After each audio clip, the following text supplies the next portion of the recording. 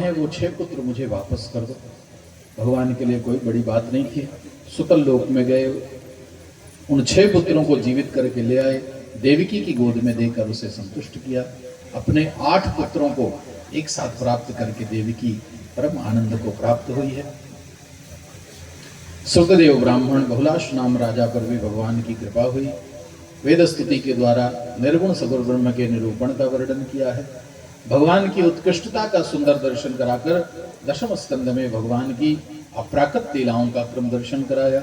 एकादश स्कंद में पूछा, प्रभु अवतार लेकर के दैत्यों का वध किया, महाभारत युद्ध के द्वारा अत्याचारियों का विनाश करने के बाद आगे भगवान ने क्या किया? कहा, विभ्रत वपु सकल सुंदर सन्निवेशम कर्माचरण बहु सुंदर माप्त कामः आस्थाय धाम रममाण उदार कीर्ति संघर्तुमैक्षकुलम स्थित कृत्य। सुंदर स्वरूप धारण करके मृत्युलोक में अपनी लीलाओं को करते करते भगवान एक दिन आप्तकाम हो गए। अब तो सब हो गया, एक ही काम रह गया, मेरा ये यदुवंश बहुत शक्तिशाली है और जब तक मैं हूं तो मेरे नियंत्रण में है। मेरे जाने के बाद ये यदुवंश पृथ्वी के लिए बोझ बनेगा। पहले अपने ही वंश को विनाश की भूमिका बना लो। ये वैराग्य है भगवान का।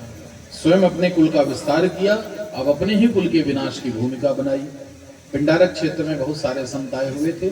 यदुवंश के बालक यद्यपि संत प्रेमी हैं, लेकिन आज बुद्धि का भ्रम हो गया। महात्माओं का उपहास करने के लिए जामवती के पुत्र सांब का रूप बदला, उसको स्त्रियों के कपड़े पहनाए, घूंघट करा के ले गए। महाराज जानना चाहती इसको बेटा होगा या बेटी। महात्मा तो त्रिकाल दृष्टा से श्राप दे दिया। क्या वो संतों से उपहास करते हो?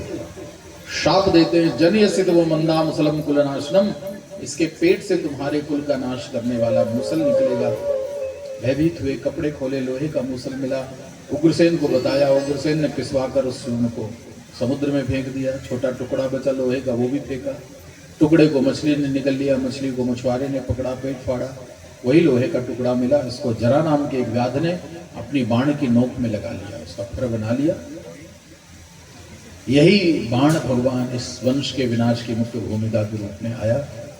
भगवान तो बड़े संतुष्ट होकर के बैठे कि सब हो गया है। नारद जी आए, वसुदेव जी से भेंट हुई द्वारिका में।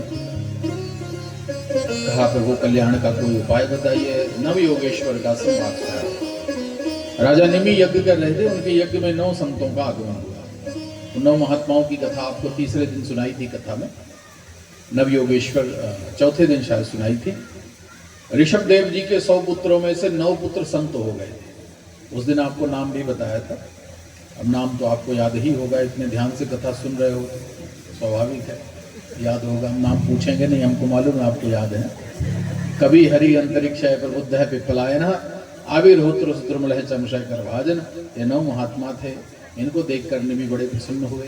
पूछा, प्रभु मानव जीवन का कल्याण कैसे होता है? कहा, भागवत धर्म का पालन करो। क्या होता है भागवत धर्म? बोले किसी भी एक विशेष कर्म को भागवत धर्म नहीं कहते। भागवत धर्म का मतलब है कायेन वाचा मनसेन्द्रियैर्वा बुद्ध्यात्मना वा प्रकृते स्वभावात् करोति यद्यत् सकलम परस्मै नारायणायति समर्पयेत्। अपने शरीर से, मन से, इंद्रियों से, वाणी से, स्वभाव से जो कुछ करें वो सब भगवान के चरणों में समर्पित कर दिया जाए, इसी को भागवत धर्म कहते हैं। 3 प्रकार के भक्त हैं। श्रेष्ठ भक्त जो सभी प्राणियों में भगवान को देखे वो श्रेष्ठ है। जो ईश्वर में अलग भाव रखे, मित्र में मित्र का भाव रखे, शत्रु में शत्रु का भाव रखे, वो मध्यम कोटि का भक्त है। और जो केवल भगवान की मूर्ति में भगवान को देखता है वो सबसे निम्न कोटि का भक्त होता है। उत्तम भक्त वही है जिसको सब जगह भगवान दिखाई दे। 3 प्रकार के कर्मों की स्थिति है, कर्म, अकर्म और विकर्म। कर्म किसको कहते हैं? तो जो वेदों में कहा गया है वो है कर्म। जो वेदों में कहा गया उसको न करना वो अकर्म, और जो वेदों में कहा गया उसका बिल्कुल उल्टा कर्म करना उसको विकर्म कहते हैं। मनुष्य कर्म, अकर्म और विकर्म की गतियों को जान करके अपने मन को भगवान के चरणों में समर्पित करे। यही इस सत्संग का उद्देश्य 9 महात्माओं ने वर्णन किया है। आगे ब्रह्मादिक देवताओं ने आकर भगवान कृष्ण से प्रार्थना किया, प्रभु लीला का समय पूर्ण हो गया है, अपने गोलोक धाम को सुशोभित करिए। जाने का निश्चय किया। उद्धव जी ने प्रार्थना किया, प्रभु मुझे भी ले चलिए अपने साथ, आपका वियोग सहन नहीं होगा। भगवान ने कहा, उद्धव संसार का यही नियम है, इस संसार में कोई किसी के साथ आता नहीं और कोई किसी के साथ जाता है। यहाँ तो अकेले आए, अकेले ही जाना है, तो अकेले रहने का अभ्यास कर लो, क्योंकि संसार में आकर जितना मेला बढ़ाओगे छूटते समय उतनी परेशानी होगी। इसलिए जीव को ज्यादा समय अकेले रहने की कोशिश करनी चाहिए, एकांत वर्ण करना चाहिए, जिससे बाद में तकलीफ नहीं होती है। उद्धव जी, इस संसार में आकर किसी से मोह ना करके अपने जीवन के श्रेष्ठ कर्तव्य को समझ लें। क्या है कर्तव्य प्रभु, कौन बताएगा? कहा, सत्संग से ही पता चलेगा। नृदेह माध्यम सुलभम सुदुर्लभम प्लवम सुकल्पम गुरु कर्णधारम नयानुकूल नमस्तुतैर्दम पुमान भवाभ्युन तरेत स आत्मा। ये मानव की देह मिली है, तो इस भवसागर को पार करने वाली एक नौका है ये मानव देह। अब इस मानव देह को पाकर हम भवसागर में तो उतर गए, लेकिन यदि इस नौका को चलाने वाला कोई कर्णधार ना हुआ, कोई नाविक ना हुआ, तो कितनी भी अच्छी नौका हो समुद्र की लहरों से टकरा करके डूब जाएगी। एक कुशल नाविक चाहिए। कौन है वो? कहा, गुरु कर्णधारम। गुरु हैं वो नाविक, गुरु हैं कर्णधार, जो आपको संसार में जीने की कला सिखाते हैं, जो संसार के भवसागर को पार करने का तरीका बताते हैं, मार्ग बताते हैं। ऐसे गुरु की शरण में जाकर इस भवसागर से पार हो जाओ। और जिसने ये नहीं किया वो अपनी आत्महत्या का जिम्मेदार स्वयं होता है। ज्ञान, कर्म, भक्ति सब उपदेश किए, सत्संग की महिमा का उद्धव जी को वर्णन किया। उद्धव जी ने कहा, प्रभु आपके जाने के बाद इस कलयुग में कौन सहायक होगा जीवों का? आप सारी लीलाओं को करके कहां जाते हो? नरसिंह अवतार लिया फिर कहां गया, वामन अवतार लिया फिर कहां गए आप, राम का अवतार लिया फिर कहां गए? भगवान ने कहा, हर बार अपनी लीला पूरी करके क्षीर सागर चला जाता हूं वापस। इस बार भी जाएंगे? नहीं, भगवान ने कहा इस बार नहीं जाऊंगा। तो फिर कृष्णावतार की पूर्ति के बाद आप कहां रहेंगे?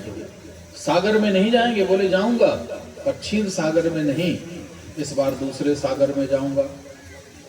कौन सा सागर? कहा, तिरोधायम प्रविष्टोयम श्रीमद् भागवतार्णवम स्वकीयम यद भवेते यतच भागवते दधात। कहा, उद्धव जी इस बार क्षीर सागर में नहीं, इस बार भागवत रूपी समुद्र में रहूंगा। अब ये भागवत रूपी समुद्र कलयुग में मेरा वास होगा। अपना तेज प्रकट किया भगवान ने, और उद्धव के देखते देखते अपने तेज को भगवान ने इसी भागवत की पुस्तक में स्थापित कर दिया। तो कलयुग में ये श्रीमद् भागवत भगवान की साक्षात मूर्ति है। दो ही जगह भगवान के साक्षात दर्शन होते हैं, या तो जगन्नाथपुरी प्राणों के सहित जीवित है, और या तो श्रीमद् भागवत में अपने तेज के साथ। वहां भगवान के प्राण हैं और यहाँ भगवान का तेज है।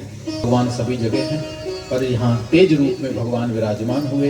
इस कलयुग में श्रीमद् भागवत की कथा को श्रवण करने और दर्शन करने मात्र से भगवान नारायण के दर्शनों का फल प्राप्त हो जाता है। उद्धव जी ने कहा, अब मुझे क्या करना है? कहा, तुम बद्रीनाथ चले जाओ। उद्धव जी अपनी चरण पादुकाएं दे दी। उद्धव जी बद्रिकाश्रम चले गए। भगवान जितने बलवान शक्तिशाली यदुवंशी थे उनको लेकर द्वारिका से बाहर निकले और समुद्र के किनारे प्रभासक क्षेत्र में रहने लगे। एक दिन मैरेक नाम की वारुणी का पान कर लिया, ऐसा पेय पदार्थ पिया कि सब नशे में आ गए, और नशे में आकर एक दूसरे को शत्रु मान लिया। नशा तो यही होता, ना कोई मित्र ना कोई शत्रु, एक दूसरे को ही मारने लगे। भगवान को मारने दौड़े। भगवान ने बलदाऊ जी के साथ मिलकर सारे यदुवंश का विनाश कर दिया, और उसी प्रभासक क्षेत्र में एक पीपल के पेड़ के नीचे अपने बाएं पैर को दाहिने पैर की जंघा पर रखकर विश्राम मुद्रा में विराजमान हुए। उसी समय एक जरा नाम का व्याध पहुंचा। उसने झाड़ियों के बीच से भगवान के चरणों को देखा। इतने सुंदर प्रभु के चरण तल हैं, इतने सुंदर चरण है कि स्पष्ट दिख नहीं रहा था। झाड़ियों के बीच से देखा तो उसको लगा कि कोई मृग झांक रहा है। उसने वो बाण छोड़ दिया। बाण प्रभु के चरणों में आकर प्राप्त हुआ। जब निकट आकर देखा है तो द्वारिकाधीश है, बाण निकाला, रोने लगा। भगवान ने कहा, चिंता मत करो, ये तो मेरी ही माया है, मेरी लीला है। तो प्रभु मुझे तो अपराध लगा मेरा उद्धार कैसे होगा? भगवान ने कहा तुम्हारे इसके हुए अपराध से मैं तुम्हें मुक्त करता हूं। और विमान बुलाया भगवान ने, विमान बुलाकर उस जरा को, उस व्याध को उस विमान पर बिठाकर स्वर्गलोक भेज दिया। है कोई संसार में ऐसा? विष पिलाने आई थी पूतना, तो उसको माता की गति दे दी, और जिसने बाण मारा उसको स्वर्ग भेज दिया। ऐसो को उदार जगमाही, बिन सेवा जो द्रमहि दीन पर राम सरिस को नाही। भगवान के जैसा कोई नहीं हो सकता कि अपने मारने वाले को भी श्रेष्ठ गति प्रदान करने वाले ऐसे भगवान को छोड़कर हम किसकी शरण में जाएं? 125 वर्षों तक इस मृत्युलोक में लीला की, ऐहिक लीला का संवरण कर लिया। अब सशरीर भगवान अपने दिव्य विभूतियों के साथ अपने गोलोक धाम को प्रस्थान कर गए।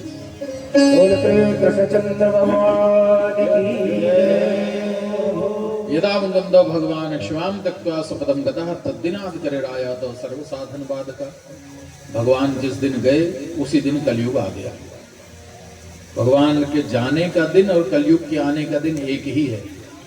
जितने दिन भगवान को गए हुए उतने ही दिन कलयुग को आया हुआ हो गया। 5100 कुछ वर्ष हो गए, कलयुग आ गया। दोष बढ़े, जीव भयभीत हुए। व्यास जी ने कहा घबराने की बात नहीं, उपाय है। इस कलयुग में यत्फलम नास्तप्सा ना योगेन समाधिना तत्फलम लभते सम्यक् कलम केशव कीर्तनात्। कलयुग में योग तपस्या समाधि ना हो जाए तो घबराना नहीं। यहाँ केवल भगवान की कथा सुनो, केवल भगवान का कीर्तन करते रहो, कलयुग से पार हो जाओगे।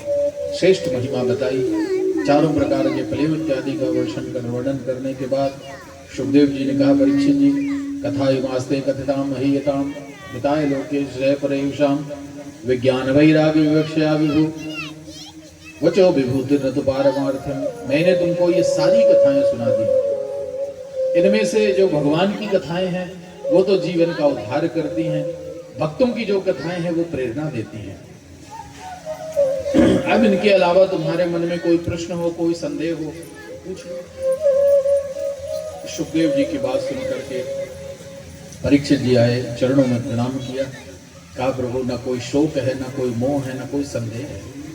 आपकी कृपा से अब तो सब मोह दूर हो गया, संदेह दूर हो गया, भय दूर हो गया। स्थितोस्मि गत संदेह, स्थित हो गया हूं,